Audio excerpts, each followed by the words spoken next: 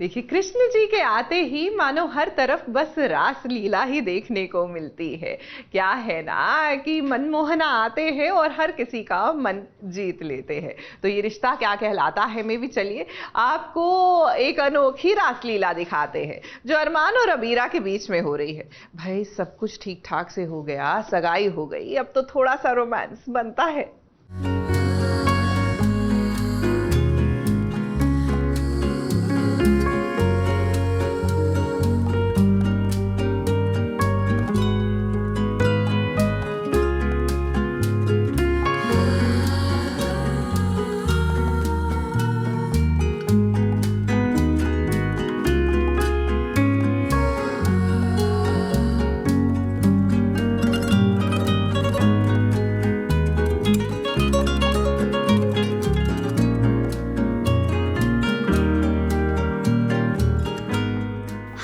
अबीरा, हम भी जानते हैं और साथ में अरमान भी जानता है कि अभी आप दोनों की शादी में कुछ दिन बाकी हैं।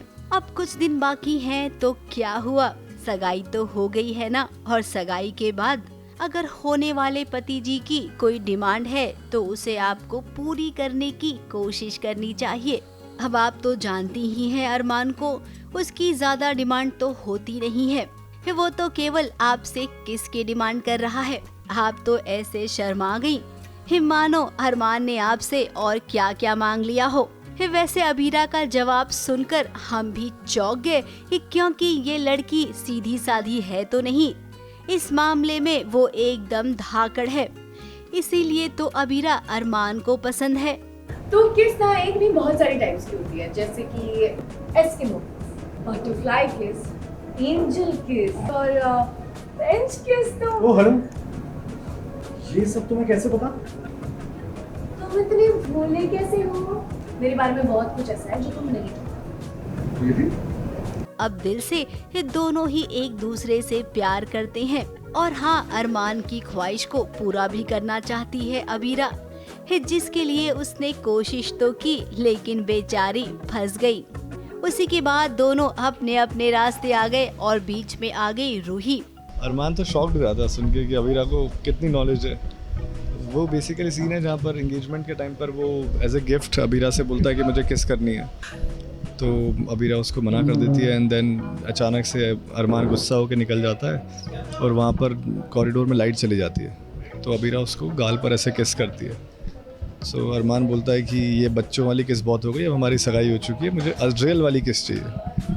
तो वो किस करने ही वाली होती है अबीरा, और बच्चे फिर से आ जाते हैं और वो डिस्टर्ब करके फिर से अबीरा वहाँ से चली जाती है। अब रूही को पता चल गया है कि अबीरा और अरमान हनीमून पर जाने वाले हैं और वो सीधे अरमान के पास पहुँच गई। अबीरा को ये बात बिल्कुल पसंद नहीं है क्योंकि रिश्ते में अरमान रूही का जेठ लगता है और हर रिश्ते की एक मर्यादा होती है। यही बात अबीरा ना रूही को समझा रही है। क्योंकि मैं गुस्से में फ्रस्ट्रेट होकर अरमान से पूछ रही हूँ कि कहाँ जाना है तुम्हें हनीमून पे, एंड वो बेसिकली मुझसे पूछता है तुम ठीक हो, एंड आई गेट अनॉयड कि हद हो गई है यार, मेरा कातिल मुझसे पूछ रहा है कि जिंदा हो, तो मुझे गुस्सा आ जाता है एंड मैं उससे पूछने लगती हूँ कहाँ जाना है हनीमून पे अपनी मंगेतर के साथ। और ये बातें अबीरा जेठानी सा सुन लेती है, तो वो देवरानी सा पे गुस्सा हो जाती है।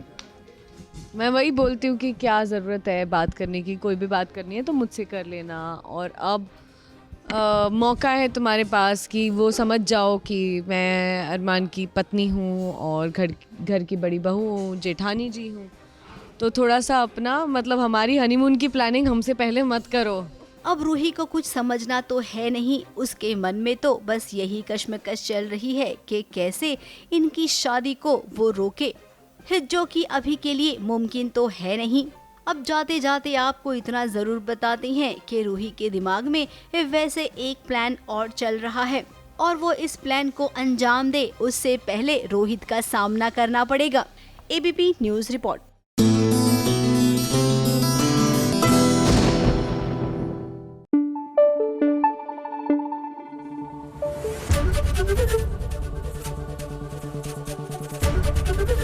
एबीपी न्यूज आपको रखे आगे।